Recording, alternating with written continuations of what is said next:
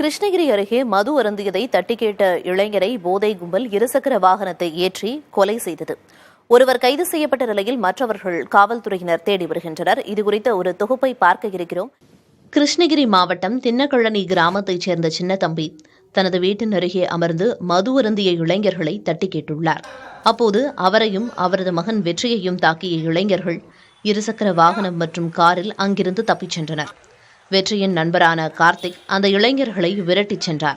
அப்போது அந்த இளைஞர்கள் இருசக்கர வாகனத்தில் கார்த்திக் மீது மோதியதில் அவர் நிகழ்விடத்திலேயே உயிரிழந்தார். கொலை தொடர்பாக ஒருவரை கைது செய்த காவல்துறையினர் தலைமறைவாக உள்ள 4 பேரை தேடி வருகிறார்கள்.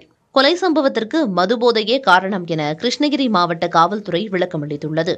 மதுரை ஒத்தக்கடையில் மதுபோதையில் இருந்த இளைஞர்கள் இருசக்கர வாகனத்தில் வந்த நபரை தாக்கினர். அத்துடன் அருகிலிருந்த கடைகளையும் சூறையாடியுள்ளனர். இந்த நிகழ்வின் சிசிடிவி காட்சி வெளியாகியுள்ளது. நாளுக்கு நாள் போதையால் ஏற்படும் வன்முறைகள் அதிகரித்து வருகின்றன. இதனை கட்டுப்படுத்த கடுமையான நடவடிக்கை வேண்டும் என்பதே மக்களின் வேண்டுகோளாக உள்ளது.